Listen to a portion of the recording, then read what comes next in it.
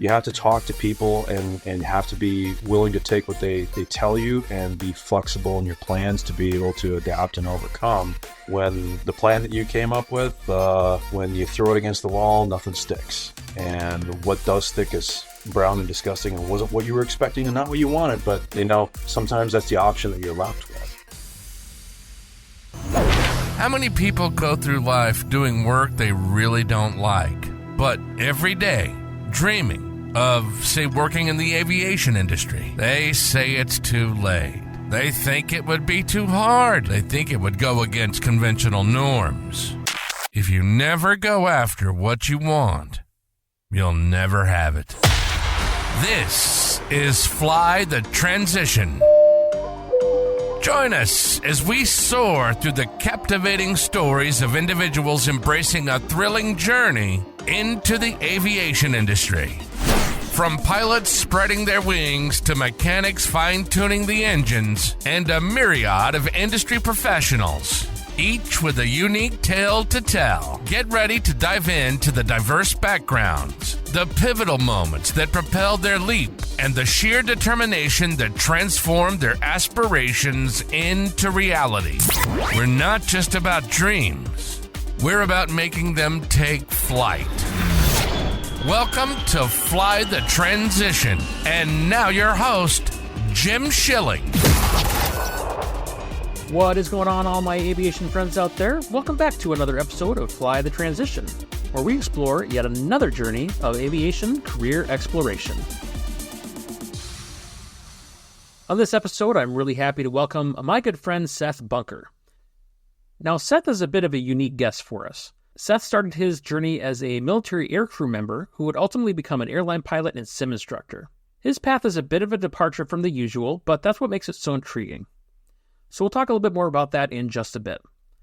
Before we get into Seth's story, I want to read a quick review I got via the email mailbag. And this email is from Todd Becker. Todd writes, "Just wanted to share that I really enjoy listening to your Fly the Transition podcast. Thanks for taking the time to put it together. I'll be headed to Oshkosh for the first time this year, so maybe I'll see you out there." Todd, thank you so much for taking the time to reach out. I really do appreciate hearing from you, the listeners. And as a matter of fact, I also will be at AirVenture this year. So the plan is I will be there the first part of the week, and I would love to connect with any of you out there who will be at the show. You can join me on Monday, July 22nd at 1:30 p.m. I'll be at the Flying Midwest Podcast Meetup. That will be just outside the EAA Blue Barn. That'll run 1:30 until about 2:15 when we will all then transition over to Forum Stage 8 where the YouTuber meet and greet will occur. That is a event that Dan Milliken and the folks over Taking Off put on every year so that you can meet your favorite aviation content creators. And there is no degree of foreshadowing in that announcement whatsoever. Wink, wink. If you can't make it on Monday, there may be other opportunities that pop up throughout the week, so keep an eye on my social media accounts. I'll put any pop-up events or other opportunities to connect on that, or you can just reach out to me as well. I've also got a fresh batch of Fly the Transition stickers, so if you do make it to one of those events, or you just see me around on the grounds, be sure to say hello and I'll hook you up with a brand new sticker. All right, now into this episode's guest, Seth. Unlike many of our guests, Seth didn't transition from a completely different field. He started within military aviation as an enlisted aircrew member. He would begin as a boom operator, refueling aircraft in flight, and would later move into becoming a flight engineer. He would see this as a stepping stone as to eventually trying to become a pilot within the military. While that didn't exactly go to plan, he was able to take that opportunity and leverage a FAA regulation that allows for a conversion of flight engineer time into total time that he'd be able to use towards his overall hours needed for an ATP. Ultimately, Seth would find his way into local regional airlines, first becoming an instructor of systems, and then becoming a first officer, a captain, and a sim instructor. Currently, Seth is working on the next phase of his aviation journey as he transitions to the Airbus with a major U.S. carrier. And now, let's get into my interview with Seth. All right, I would like to welcome a good friend of mine, Seth, to the Fly the Transition podcast. Thank you so much for joining me, Seth. I really appreciate you taking the time. Absolutely glad to do it. We go back a couple minutes, back to Civil Air Patrol, when we were both at the Anoka County Composite Squadron together, and I think that you're going to have a different but interesting take tonight that I'm really curious to explore.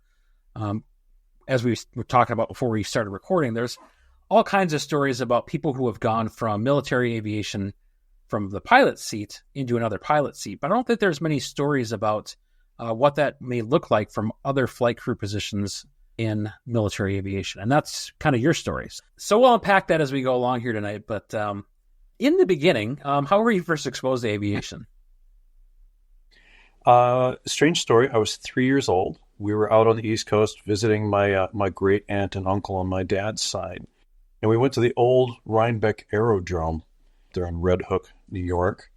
Guy by the name of Cole Palin bid on a whole bunch of aircraft out of Roosevelt Field in New York before it was plowed under and turned into a subdivision, thinking that he'd get like maybe one or two of the old World War I aircraft out of the Army Air Corps because it had been superseded technologically wise by World War II aircraft.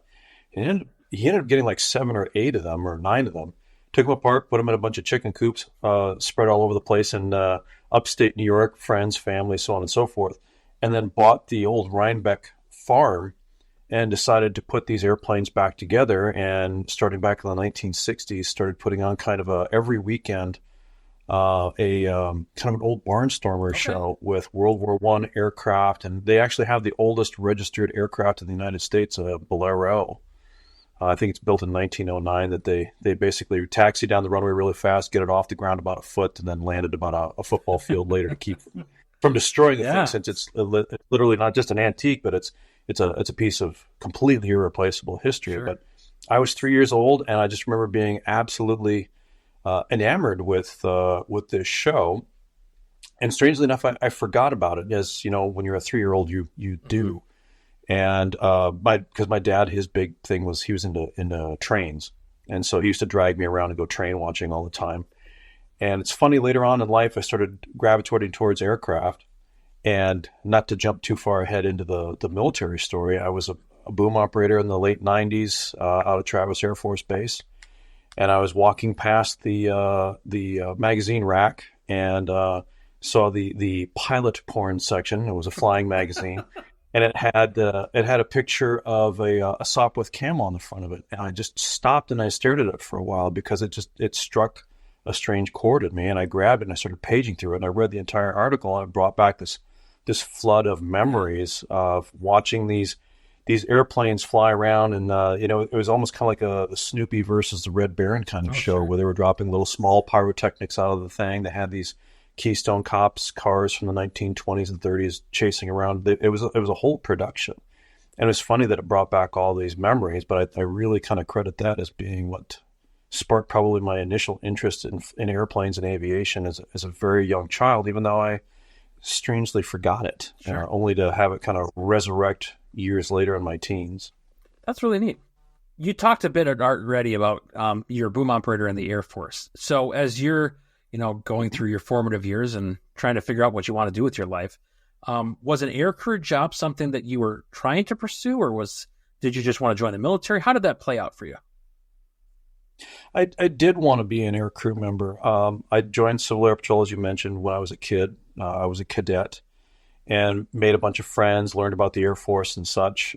And one of my friends joined the Air Force and became a loadmaster on C-130s. Okay. And so he said, you should look for an enlisted aircrew job, because I didn't have a college degree. I kind of came from a poor background, and college and whatnot was not in the cards for me. I didn't have those kind of opportunities. Didn't have the greatest grades either, for that matter. That was my own fault. Yeah, that can happen to the best of us. Don't ask me how I know. Or the worst. Anyway, I went to MEPS. And I pursued that. And it's actually kind of a funny story, because I'd also volunteered at the Minnesota Air Guard Museum and been exposed a lot to the Air National Guard, and learned a lot and been mentored a lot by a lot of the museum volunteers who were either current guardsmen or retired military or Air Force in one, whether active military guard, reserves. And so I'd learned about what I really wanted to do and pursue. And so when I went to MEPS, is Military Entrance Processing Center, and I went, and the guy, I said, I'd like to be a loadmaster or a boom operator. So I asked for that, and the guy says, well, I don't have any loadmaster or boom operator positions, but I do have area port. And I knew what that was, area port. And I'm not bagging on anybody that's area port because a common friend of ours, Trevor, was area Yep. port. And those are the guys that basically chain up, strap up, net all the cargo, put it on the pallets and everything like that, drive the specialized equipment out to the airplane and load it.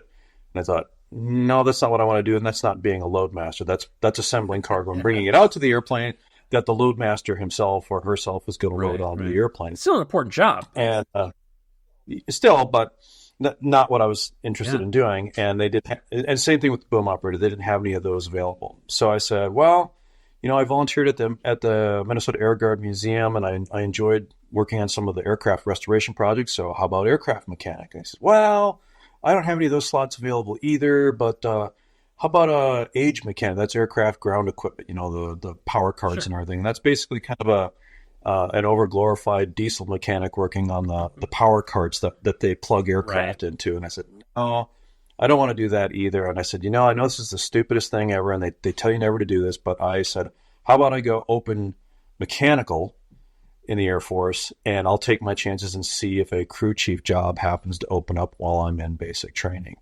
And the guy at MEPS and my recruiter both thought I was crazy because open mechanical means that you can be anything from a crew chief on an airplane to driving a crew bus or working in the motor pool. And that's usually, needs of the Air Force. There's stuff you into where, whatever little thing that they want. I too think you're thankfully crazy for doing that, but here we are. Thank you.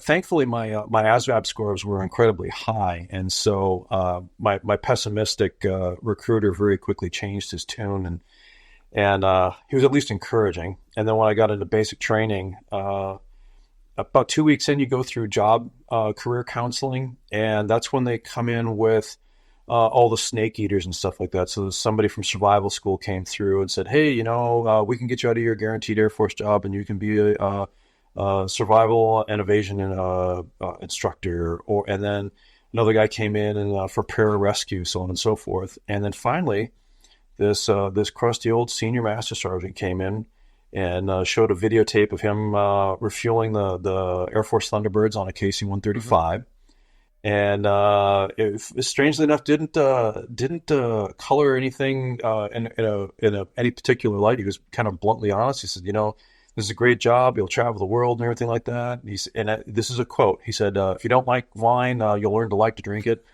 And so I raised my hand and I said, I'd like to do that because I'd asked for that position, and they were looking for like 20 to 30 boom operators.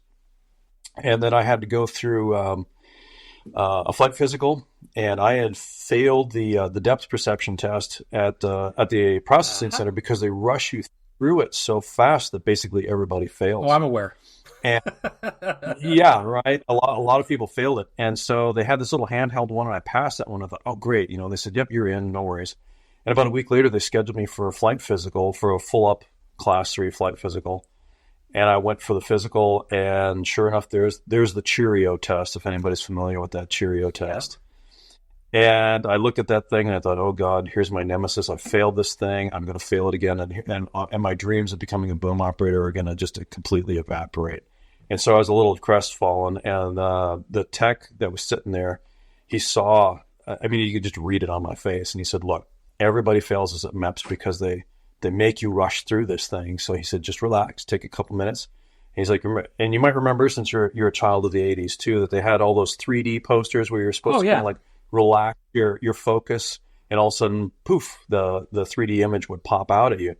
And that's basically the advice that he gave me. And I sat back and I relaxed, and I kind of let my heart beat, because I really was stressed out. Sure. I let my feet kind of settle down, and I let my vision kind of just kind of blur, and all of a sudden all the Cheerios popped out, and I passed it with flying colors. Just bam, bam, bam, bam, bam, hit every single one of those.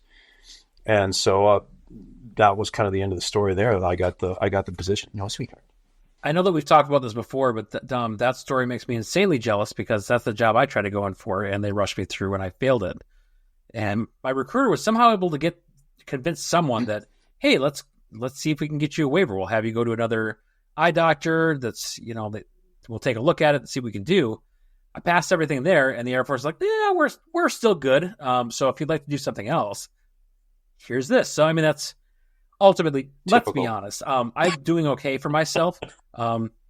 Large part to the career path I did take in the Air Force and subsequently after that. So, I mean, I'm doing okay for myself. But there's always that part of me in the back of your head that wonders, like, I wonder if I passed that depth perception test, how would things be different now? Yeah, where would I be now? Yeah. Shoulda, woulda, coulda. Woulda, coulda, Yep. Yeah. So for those who aren't overly familiar with that job, besides sitting around and passing gas all day long, tell me about what that job entails. Well, that's kind of good. So it's the air-to-air refueling. The KC-135 and the 707 were based off of both the same technological demonstrator that Boeing came up with, the 387-80 or 386, whatever. Anyway, they use those for strategic air command and 4-engine turbofan jet, and it has a flying boom that basically the receiver aircraft is flying formation with you. There's a set of lights called pilot director lights or PDI lights on the bottom that give you forward and back and up and down. And then for your lateral, they just went cheap and they put a large yellow stripe on the bottom of the airplane, figuring that your average Air Force pilot or Navy pilot should be able to line up on a big, wide yellow line on the bottom of an airplane. So they pull into position, being guided into position by the lights. The boom operator has control of those. And then the boom actually is flown over to the receptacle and then extended into it. There's a rigid portion that does not move, which is attached to the aircraft. And then there's about 20 some odd feet of with the nozzle on the end of it. It plugs into the receptacle, and there's actually there's an electrical coil on the end of the nozzle and in the receptacle. And once those two made up, they actually talk to one another. Okay. And there's hydraulic toggles that actually latch onto the end of the boom. There's actually an emergency procedure that for fighter aircraft, if they can't maintain thrust, we can turn off some stuff, run an emergency checklist. We can actually tow fighters out of a combat area. Yeah, there's a towing fighters emergency checklist, and then you can pull them out to a safe area. You might not be able to get them all the way home, but maybe to a safe area where it's easier to eject and then get picked up by friendly forces. I had no idea that was a thing. Yeah, both the KC-10 and the KC-135 are capable of that. I'm not sure about the new KC-46, whether that's one of the capabilities that it has or not. I'm not as familiar with the Pegasus. Okay. So in addition to that role of, obviously the refueling portion, are there other tasks that you have to accomplish as part of the aircrew? You're responsible for pre-flighting your portion of the equipment on the aircraft, your position in the aircraft, your oxygen mask, so on and so forth. The 135 also is capable of carrying passengers and cargo. So you kind of also carry out the load master duties, weight and balance duties for the aircraft. When it comes to weight and balance, there's what they call a Form F that is universal throughout the Air Force, that is used by whether you're a fighter, bomber, so on and so forth, on large transport category aircraft in the Air Force. Typically, either a load master or the boom operator is responsible for filling that out and then presenting that to the pilot prior to takeoff, so they can do their performance data as needed. So how long were you doing the boom operator work before? I know you moved into a flight engineer position, but how long were you a boom operator before you made that switch? So I was a KC-135 boom operator for all of about 4 months. I got a whopping 42.9 hours on the KC-135. They'd been looking for volunteers to move on to the KC-10 as a boom operator.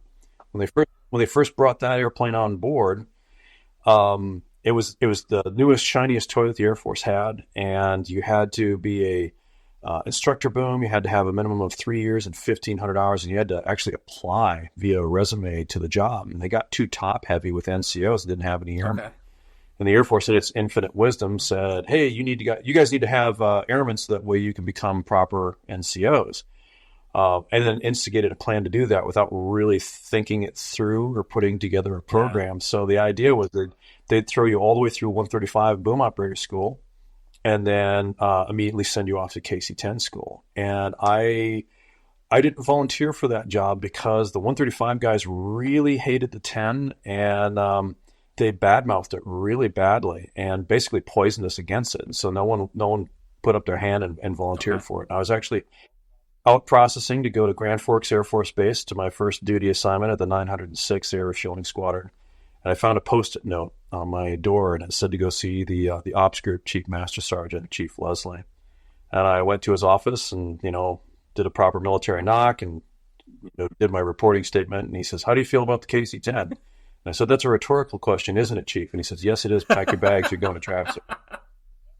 And that's a true story. I don't know where I got the guts to say something stupid like that as an airman first class to a Chief Master Sergeant. But that's exactly the exchange that we had. So I went to Travis Air Force Base on the KC-10, and I did that for about 7 years. Was in it long enough to move up to being an instructor boom operator on the KC-10, and it was a great airplane. It was kind of funny because I had kind of a crappy attitude when I got out there, because I thought from everything that the KC-135 guys had told me that I was being screwed by being sent to the 10. I was kind of upset. I'm like, man, I'd picked Grand Forks because I thought, hey, that's kind of close to home, but far enough away where my family can't come and pester me when it's easy, right? 5-hour drive. So I was a little ticked off that I got sent to Travis, and it's like, really great airplane and a great duty station out in Northern California, and here I am being stupid and bitter because I was young and dumb. Not much has changed. I'm just old and dumb. I mean, I had that same feeling when I didn't get Grand Forks. I mean, you fill out your dream sheet, which is exactly what it is. It's a dream if you think you're going to any of those bases. And half of my graduating class from my tech school went to northern Midwest bases, and they found out I wanted to go there. And I'm like, I'm going to Las Vegas. I'm good. It snows. I've heard stories now about what actually happens at Minot and Grand Forks and Effie Boring. I don't need to go hang out at those places. Las Vegas sounds great. Refresh my memory. One of them, you lay down to do your job. The other one, I shouldn't say lay down like you're taking a nap, but you're in a prone position while you're refueling. The other one's more of a seated position. Is that right? Yeah, the KC-10 was they call it a pallet. It's not a pallet, but you do lie down on the back, and it's also the coldest portion of the aircraft. It was pretty common for people to get frostbite on their toes back there. And the running joke that I always tell is that the one thing that I missed about the KC-135 was lying down on the job.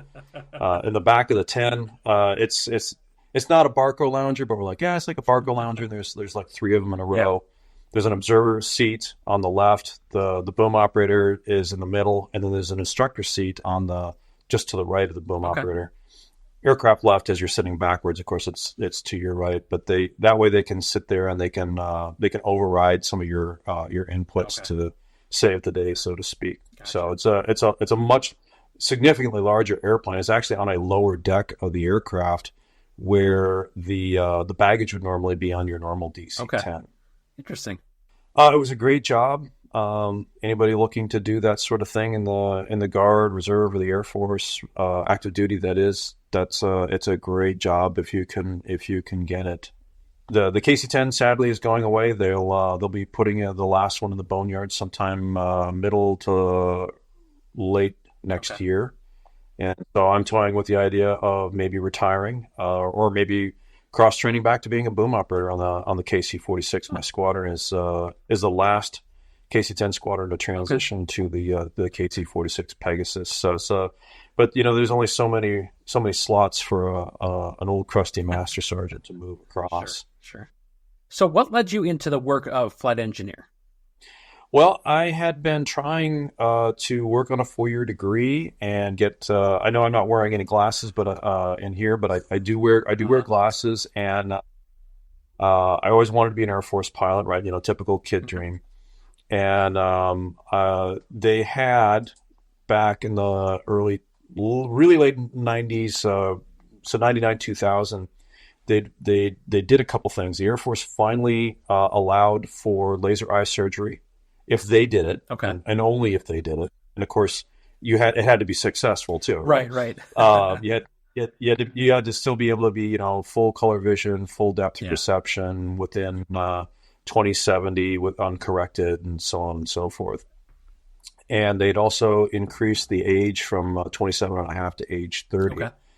The long and the short of it is I ran into a bunch of red tape, and I ran out of time because even though 30 was the age limit, that was the age limit to enter pilot training, and you had to go through officer training school, OTS, and all that had to be coordinated and scheduled and everything like that by age 28 and a half. And if that wasn't done by 28 and a half, basically you were dead in the water. And because of all that red tape, it pushed me past that age limit.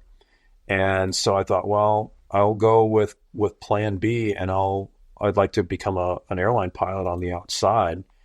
And boom operator is as cool as a job as it is. You know, everybody's seen pictures of air refueling, and it looks really, really neat. On the civilian side, there's no civilian equivalent, and the hours that you earn doing that, it's great resume fodder, even for like an aviation job, aviation-related job. But as far as like pilots and whatnot, it doesn't count towards any hours. But flight engineer, as it turns out, under FAR 61-159, not that I have that memorized. Yes, you do. There's a carve out for flight engineers to be able to take some of your flight engineer time and convert that to total time for your prerequisites for your ATP. And I knew a couple of flight engineers that, and again, this is back in the really early 2000s when there was a lot of DC-10 cargo airplanes flying around. Sure. And they had started out as flight engineers sitting sideways at the panel, and because they had their commercial multi-instrument, had been able to move up to the first officer's seat and then eventually to the captain's seat flying DC-10s. And I thought, well, maybe what I'll do is I'll cross-train to be a flight engineer, and then I'll get off of active duty and I'll become a reservist, because I didn't want to give up all the points and whatnot towards retirement. And then I'll work my way up into a left seat that way, flying DC-10 cargo aircraft around. I thought that'd be, that's a great way to kind of not take a shortcut, but not do the regionals and just get right into flying a big heavy airplane around. But like all good plans, it did not go anywhere near as I'd planned. I thought I'd cross train to be a flight engineer and stay on the KC-10 and stay there at Travis Air Force Base. And they gave me a C-130 to Pope Air Force Base on the opposite coast, saying that there were no slots available for flight engineers on the KC-10. And it's funny because there was a crew chief, a C-130 crew chief that was stationed at Pope in North Carolina, who wanted to stay on 130s and wanted to stay in North Carolina. The class after me got a slot to the KC-10 at Travis Air Force Base because there weren't any slots available on the C-130 at Pope. So we did one of these things, saving the taxpayers lots of money. Uh-huh. And right. And so I went off to be a C-130 flight engineer. And again, I was angry and bitter because I thought I was getting screwed. And it was probably the hardest course that I ever went through. The depth that you go into aircraft systems and takeoff and landing performance, even as a prior crew member, it was pretty overwhelming. And I did well, but I had to work. I was putting in hours of study every day to hold on by it felt like I was holding on by my toenails some days. Yeah.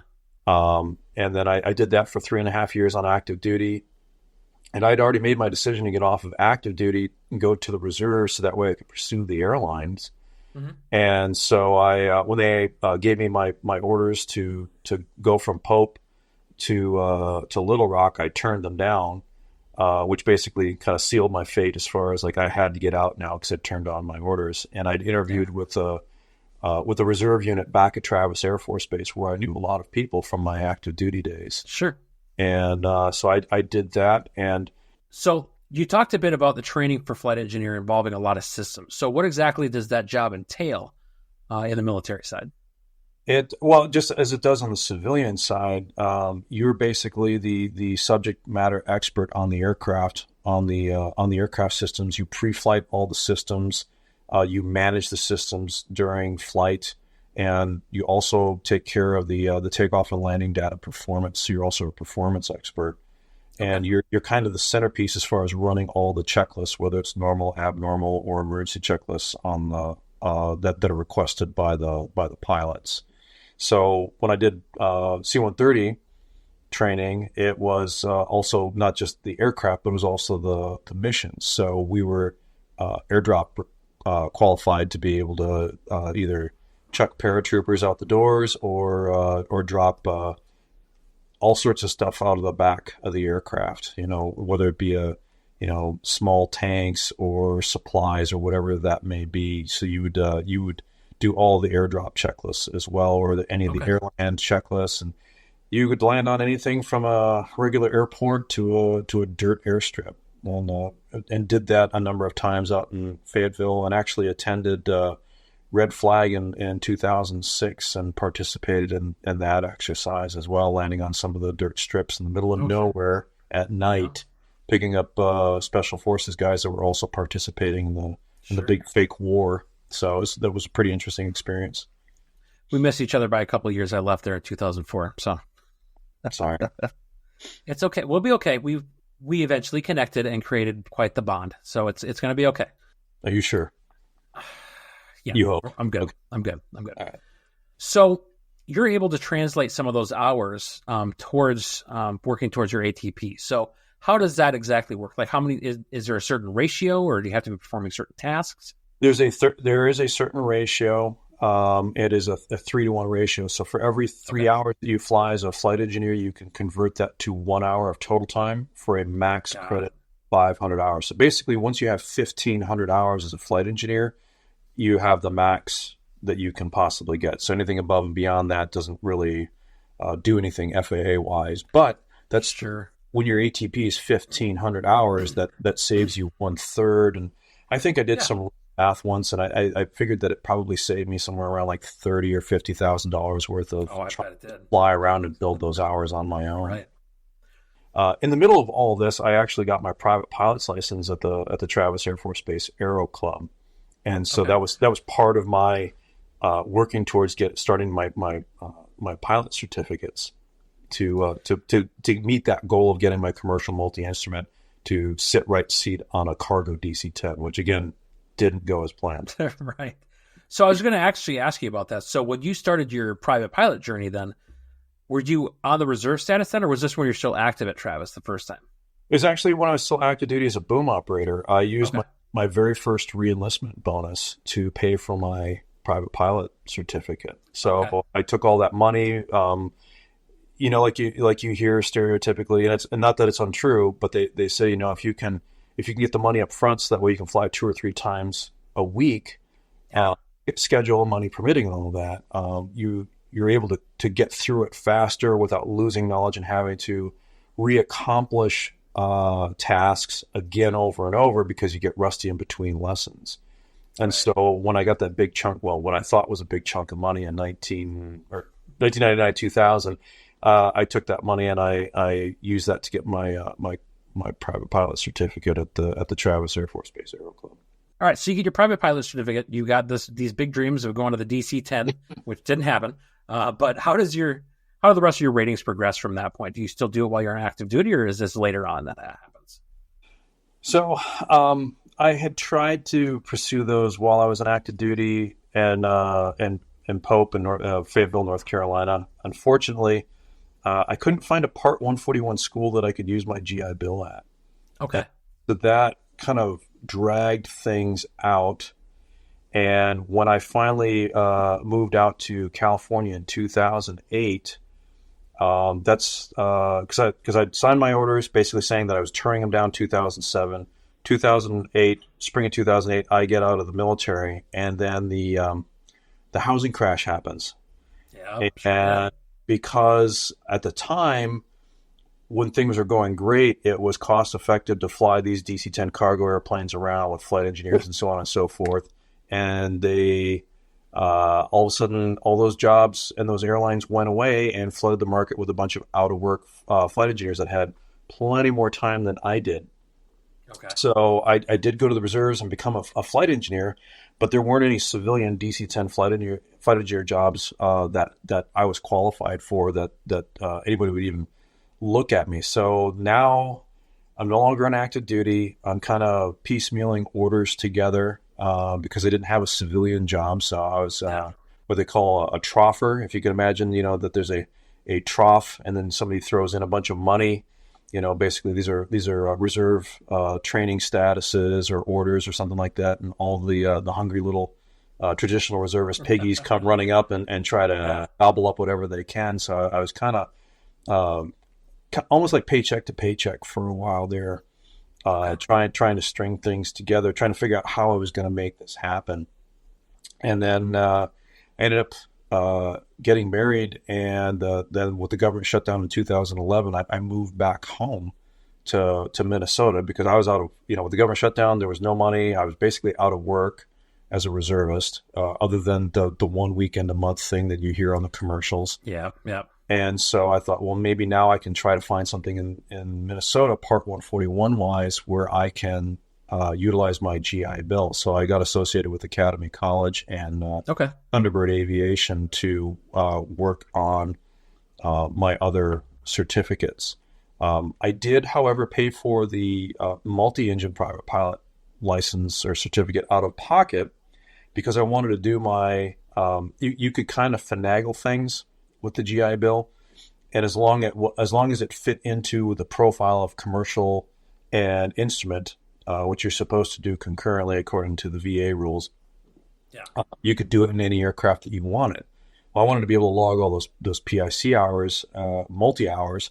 So I asked them, hey, if I had my private certificate, could I get my instrument in a Seminole and then build a bunch of multi-time in that fashion? So I did that first, and then I started working on my instrument in the Seminole, and then I kind of backtracked and started doing commercial to get my commercial multi-instrument. So I have a single commercial, and I had a multi-commercial, but now I have a multi-ATP. Before we continue with this episode, a quick word from those who make the Fly the Transition podcast possible. Hey there, aviation friends. I want to tell you about my friends over at Pilot Quarters. This Midwest family-owned business is ready to make your next favorite flying shirt. They offer a wide variety of chart-inspired camp shirts, polos, sundresses, and tees. You can shop by your state, your region, or even reach out to the guys for special requests. They're great shirts, they're great conversation pieces, and I know that I personally would be sporting mine at AirVenture in just a few weeks. So check the guys out over at pilotquarters.com today and soar in style. Are you a fan of the podcast that wants to show off your support at your next aviation event? Well, check out our awesome merch. We have t-shirts, hats, and more featuring our vibrant full-color logo, or if you prefer something a bit more subtle, go with the black stamp design. All of our shirts come in a variety of colors, so you can find the perfect fit for your style. Head on over to flymidwest.com/merch today to grab yours. We are entering the peak of summer flying season, and that means it's time to upgrade your eyewear with Flying Eyes. These aviation-inspired sunglasses feature a sleek, durable, and impact-resistant design. Their gradient lenses are perfect for pilots, providing maximum ease in reading your instrument panel. Say goodbye to those headache-inducing gas station sunglasses that fit poorly with your headset. Flying Eyes is designed by pilots for pilots to ensure superior comfort, even on the longest flights.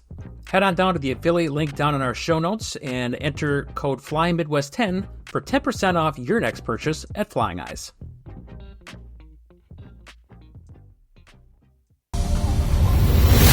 You're listening to Fly the Transition. If you've ever thought about changing careers and getting into the aviation industry, welcome to your new home. Now, back to your host, Jim Schilling. Building hours on your own. Obviously, that's not, you're done at 1,500, 500 total time you can use. You got to build hours some other way. So how did you accomplish that? It's funny. I bought an airplane when I was still on active duty back in 2007 out in North Carolina. And I wasn't even actually in the market for buying an airplane. And I wasn't at the time thinking of building hours and trying to do the airline thing. Again, when everything kind of fell apart as far as trying to become an Air Force pilot. And then I thought, well, I'll become a flight engineer and then segue that in, on the KC-10, segue that into a DC-10 job. And they sent me to the C-130. I thought, man, all my plans are just blown up on my face and nothing is going to plan. And I was kind of down in the dumps at the time.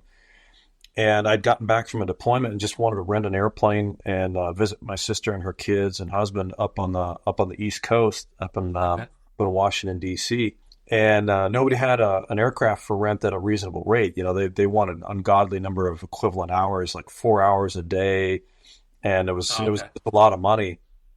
And one place that I asked about, they said that this is R172. It's this is the rate, da da da da da. And I said, well, what about that 150 you guys used to have?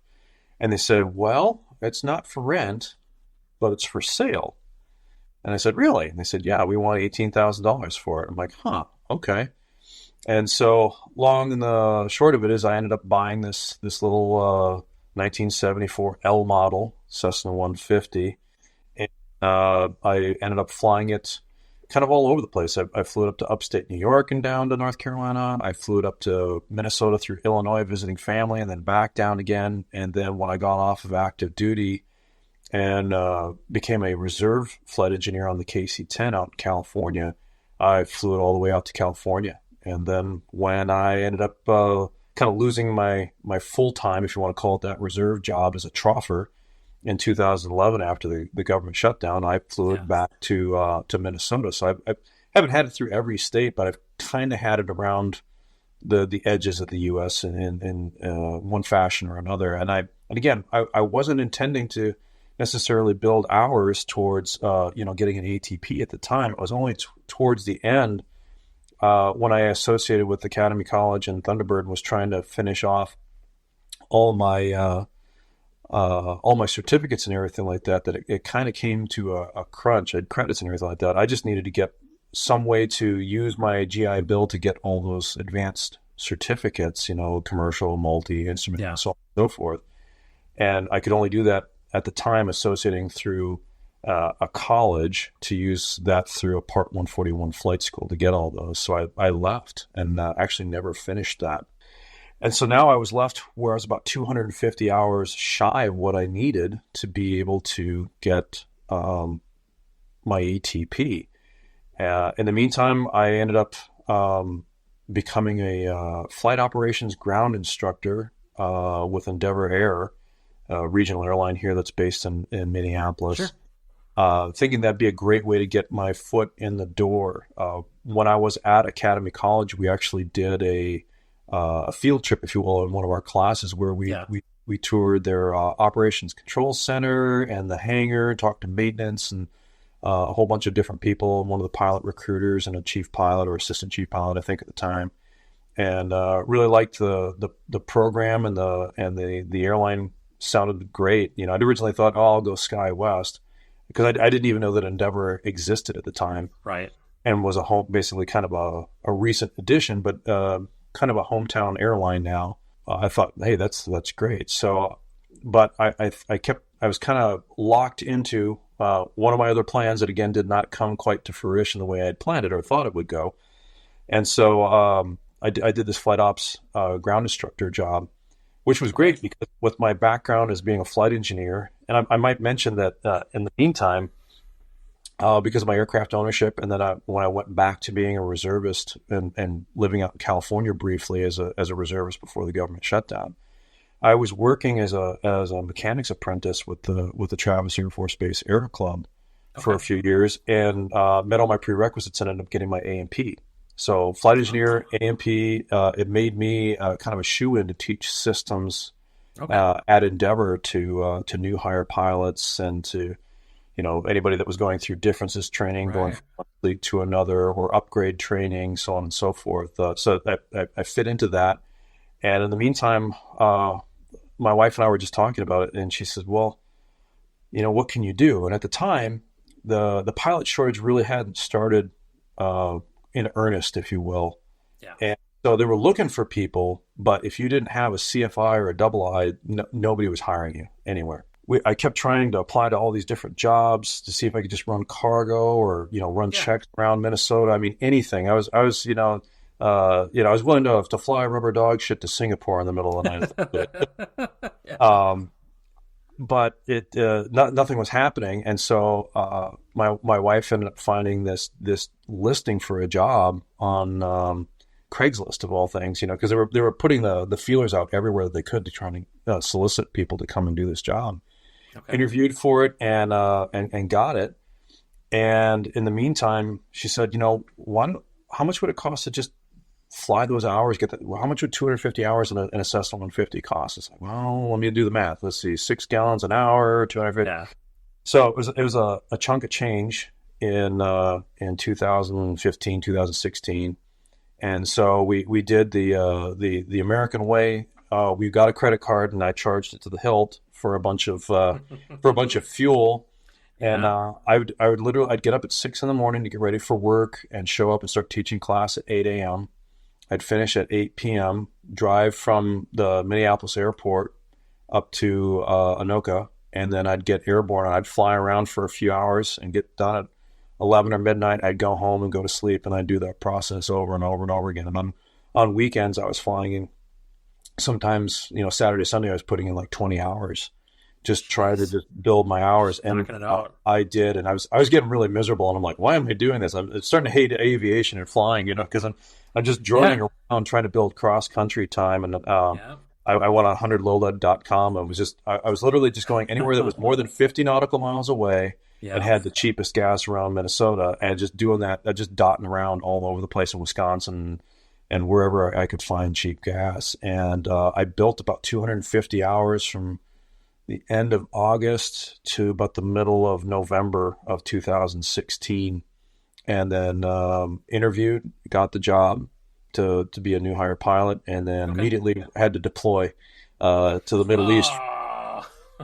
And then came back and then started new hire training in March of 2017. And kind of the rest is history, as you know. Mm-hmm. I remember participating in one of those flights, or at least one of those flights of building some cross-country time with you. So thanks for letting me tag along. Sure. Anytime. Unrelated, we do need to do that again. You and I need to get an airplane and just do something. I wouldn't say something stupid. Do something fun that just serves a purpose of hanging out. Well, see, you have an airplane now. I do not. I have an airplane. I don't have an engine, and it's not airworthy currently. So, I went through the Continental factory certified engines training earlier this year. Did phase 1 and phase 2, and I'd like to, once I get the money, I'd like to overhaul the engine myself. And get the 150 flying again. It's funny because even though I hadn't bought it with the intent of building hours in it, I ended up kind of running the engine out as a result of pushing it so hard for a few months, trying to get those last few hours so I could get the job at Endeavor. So now that you're with Endeavor, talk to me about what did that initial training process look like for you?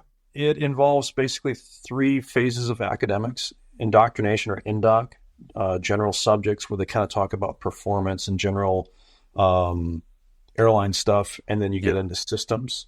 You take a systems validation test, and then you move on to procedures trainers, where you learn all the procedures, because it's very regimented, Part 121, and that's done with a purpose of safety, because if everybody's following the same script, if you will, there's less ambiguity and confusion, when you're in the weather and descending at 140 knots over the ground. So you learn the procedures, and then you go in through the SIMs, do the maneuvers training. That's kind of the stick and rudder stuff. And then initially, and then towards the end is where we start doing, V1 cuts, where we blow up an engine on you and have you hand fly a single engine non-precision approach and things of that nature. And then after that, you do line-oriented sims, where it's as best as possible, they try to simulate exactly what it's like to operate out on the line. And then you get your LOE, your evaluation, your line-oriented evaluation, and that's where you get your type certificate and your temporary ATP. After that, you go to the line, and your first time actually flying the airplane, because you're a newly minted ATP, you've got passengers on board the aircraft. But of course, the FAA is not stupid, so you're flying with what they call an OE captain or an APD. Or a line check airman, so that you have somebody who's actually not just your regular captain, but somebody that has some additional training and is an instructor Gotcha. That's blessed by the FAA to teach you. And once you get to a point of where you can pass a line check, your last two, you have to do 2 legs. You have to do pilot monitoring, pilot flying, and that finishes off your line check. And if you pass, now you are a fully fledged airline pilot or first officer. And then there's about 100 hours. They call it consolidation of knowledge, or maybe it's 120 hours. I can't remember now. It's been a few years. That you have to get done within a certain number of months to make sure that you don't sit on reserve too long, and then your skills erode, and then you become dangerous flying the airplane. All right, so you fly the line as a first officer for a while, and you eventually upgrade to captain, right? Yeah, that's correct. So is that something where there's a track for that, or is it like a promoted position? How did that work within your company? Well, how it works pretty much everywhere is that the FAA requires that you have 1,000 hours of Part 121 time within your company. It could also be a combination of Part 91K or 135, but basically you need 1,000 hours of experience before you are eligible to upgrade. Sure. So I got that time and then upgraded so I had been flying on the CRJ 200 as a first officer, then moved over to the 900, CRJ 900 as a first officer, and then upgraded as a captain in the 900 in late 2019, and then started my OE and my operational experience in early 2020, right as COVID hit. And so everything came to a screeching halt because there wasn't much time. So what did they have you guys doing during that time?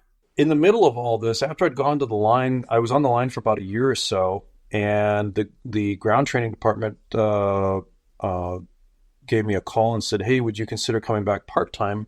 Because we need we're a little short and we need some help in the ground training department." So I became a part-time instructor. Okay. And I'd also interviewed twice to become a sim instructor, a full-time sim instructor. And so I got the gig as the full-time sim instructor. That was part of the deal of upgrading. So I just coincidentally had just hit my 1,000 hours, and you have to be a captain qualified pilot to be able to teach in the sim. So first officers can teach in the sim, but they still have to go through captain qualification. And so they're captain qualified, even if they don't have the hours and they haven't gone through the full footprint and been blessed as a PIC.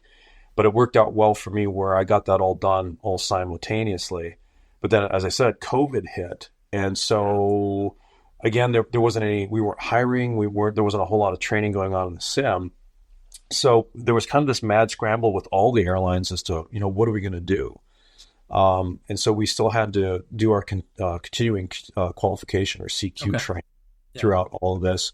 And so what we were doing is we were working with the FAA and trying to come up with a way to do distance learning, just like, everybody had to do. They were either telecommuting for work, or kids were learning how to, add 2 and 2 on Zoom.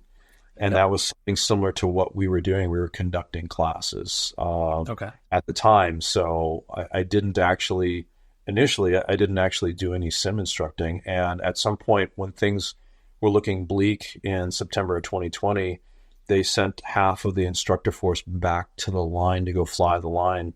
And so I got cut and got sent back to the line. And the following year, all of a sudden, when everybody remembers, like, there was all of a sudden this 2-week time period where there's this huge reversal and everybody just started flying again. And all the airlines were like, oh crap, and then started scrambling. And like, we need to start spinning things back up again. We need to start training pilots. And they apparently, they were pleased with my performance, and they called me back and asked me if I'd like to come back again and actually go through the training to be the full-time sim instructor that I had originally been hired for back in late 2019. And so that's what I've been doing since April of 21. I've been a full-time sim instructor with Endeavor. I still have to fly occasionally to maintain currency and my corporate knowledge of what's actually going on the line. So that what I'm teaching is fresh and relevant to that makes sense. New hire pilots, or if they're coming through. Again, I also do upgrade training. So we got a brand new an FO that's upgrading to be a brand new captain, or the continuing qualification or CQ training. So basically, any of that stuff is what my job entails. Can you expand a bit on a little bit more about what does an average day for you look like as a sim instructor, or is there no average day? Kind of. So it depends on what lesson you have to get fully qualified on the entire footprint. So whether it's procedures, the PTs, the maneuvers training, the MTs, or the line oriented sims or LOSs, you get qualified in phases to be able to teach all of those. Okay. There's also an extended envelope training course that you have to get individually qualified for, and that's kind of a result of the Colgan Air accident and other accidents where there's been stalls and loss of control of aircraft. It was a landmark case that the FAA wrote, a bunch of the new ATP rules based off of. So we do stalls and upsets and everything like that. So, but on a typical lesson, there's usually an hour pre-brief about whatever lesson we're gonna accomplish that day. And then if typically I have 2 students and we do 2 hours, then we do a seat swap and then do another 2 hours. So you basically get 2 hours pilot flying, 2 hours pilot monitoring.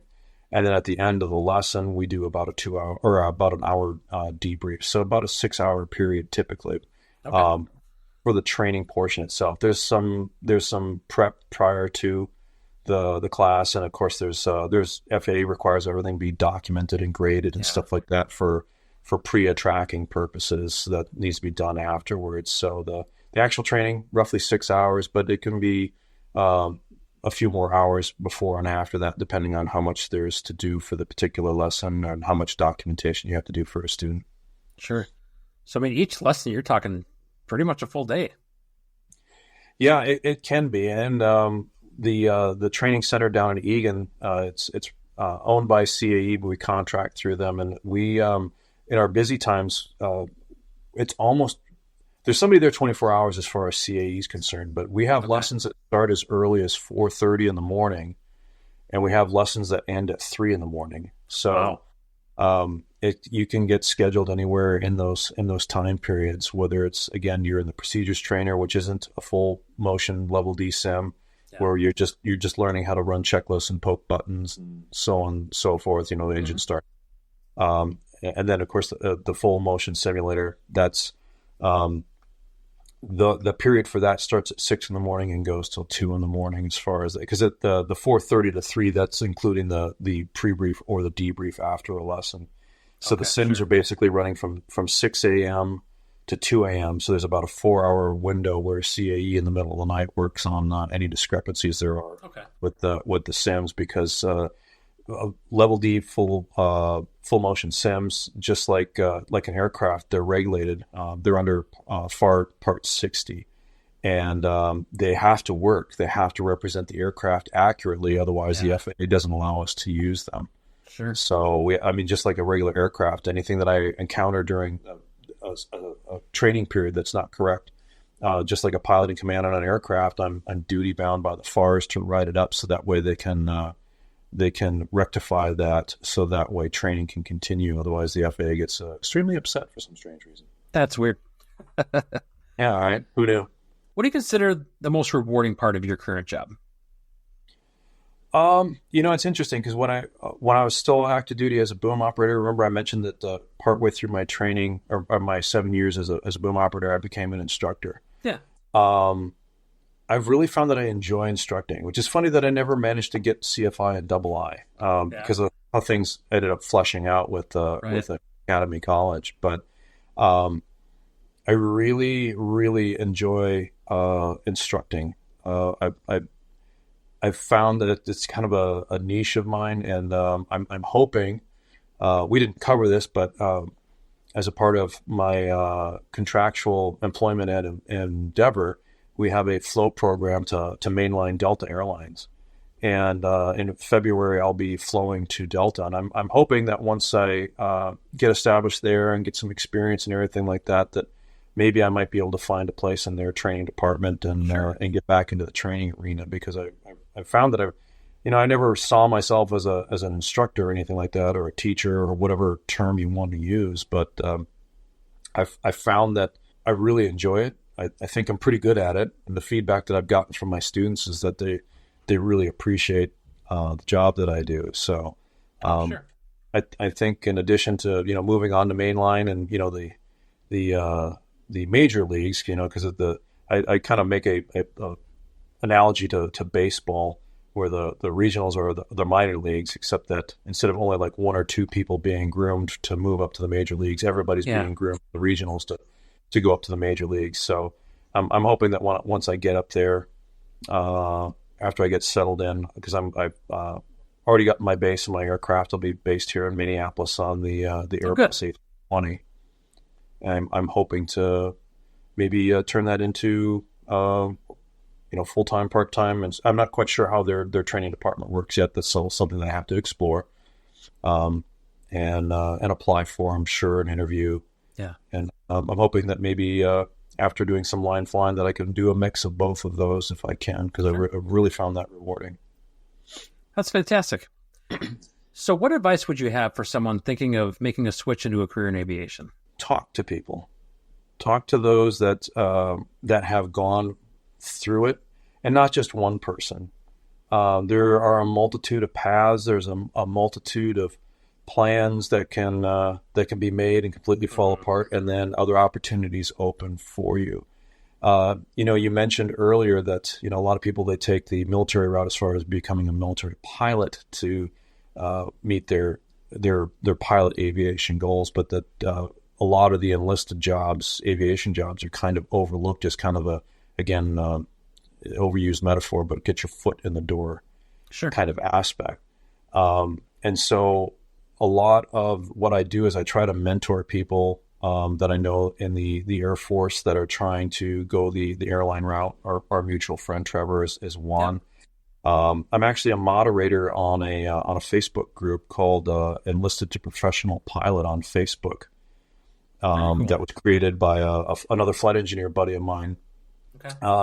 Because we found that there's so many different avenues and ways to try to mix and match experience and funding and different schools and everything like that, that it was kind of a way for people to network. And it wasn't just for those that were trying to get there. It was for people that had made it, like myself, to try and help those others find those avenues wherever they live in the United States, wherever they want to go to school, whatever their background was. Because it's not just for enlisted aviators that are trying to become a professional pilot. We've got Marines and Army and Navy and all different jobs that are they just want to, they're like, hey, I've served my country and it was great and it was fun, but what I really want to be when I grow up is a pilot, a professional pilot. And it's not just for those that are pursuing becoming an airline pilot. It's anybody that wants to do something professional, whether it's, because CFI, that's a professional pilot, right? That can be a full-time job.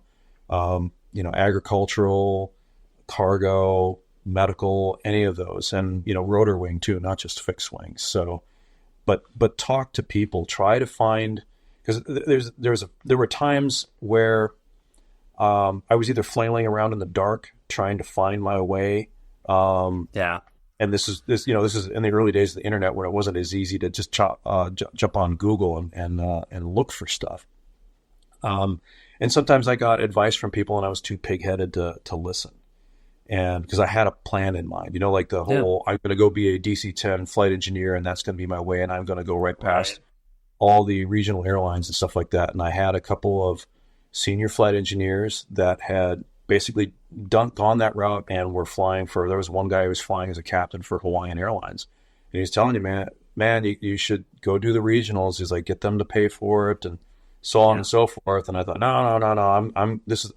I've got my way. I know which way I'm going to go. And then all my plans went to hell because I didn't have a plan B, C, D, Z, to compensate for the fact that life happens. The economy crashes, 9/11 happens, COVID.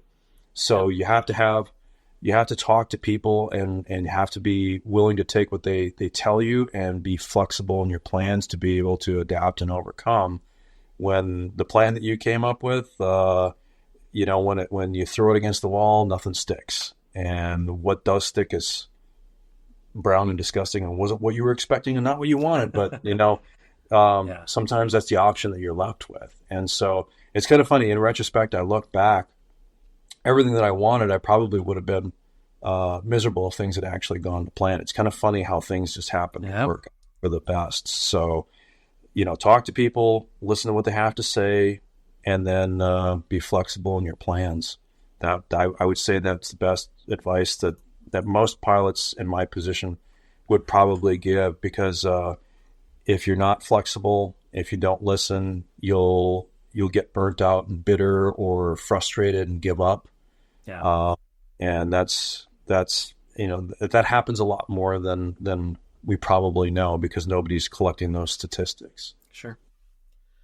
Well, Seth, I really appreciate your insights and for you allowing me to tell your story. I think it's going to be really good for people to hear that, the different options that are out there in the military that are not just the traditional become a pilot and then get to the airlines. So I really appreciate your time.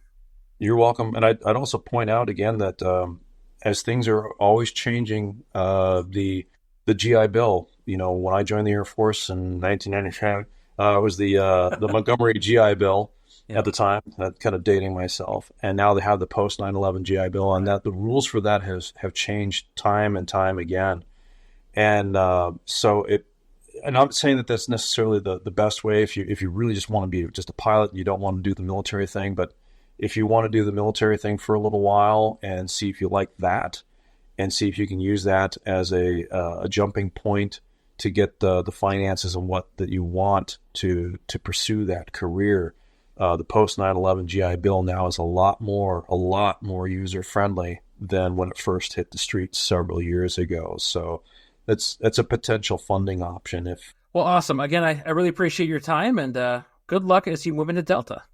Thanks. Appreciate it. A big thank you once again to my good friend Seth for being part of the Fly the Transition podcast and sharing your story of taking a military enlisted aircrew career all the way into the airlines. I hope people are able to see not just the benefit of a military enlisted aircrew position, but for those younger listeners out there or those who are still in the military, the ability to use your GI Bill to offset some of those costs of moving from your military life into a career in aviation. I hope some people are able to learn something from that and take that opportunity and run with it. Before we wrap this episode up, just a quick reminder of the meet and greet opportunity with myself and the rest of the crew from the Fly Midwest podcast at AirVenture on Monday, July 22nd at 1:30 p.m. It's going to be just outside the EAA Blue Barn, and then we'll transition into a spectator role as we watch the YouTuber meet and greet put on by the great folks over at Taking Off. Speaking of Taking Off, our next episode is going to feature a very special guest. We've had Christy on before to talk about her transition from the allergy science fields into aviation. Our very next episode will feature Dan Milliken from Taking Off as well. Dan will talk about his career in film, TV, and corporate production, as well as how a YouTube experiment turned into what is now Taking Off. It was a really great opportunity to sit down and talk with Dan, and I hope that you'll tune in for that episode. So that'll about do it for this episode of the Fly the Transition podcast. Until next time, keep your eyes on the sky and your dreams soaring high. You've been listening to Fly the Transition. Life is too short for you not to do what you love. And our passion is to give you all the tools you need to make the transition from doing what you do to being in the aviation industry. We hope you've enjoyed the show. If you did, make sure to like, rate, and review. And we'll be back soon. But in the meantime, you can reach out by email at flythetransition@gmail.com. Find us on Facebook at Fly the Transition.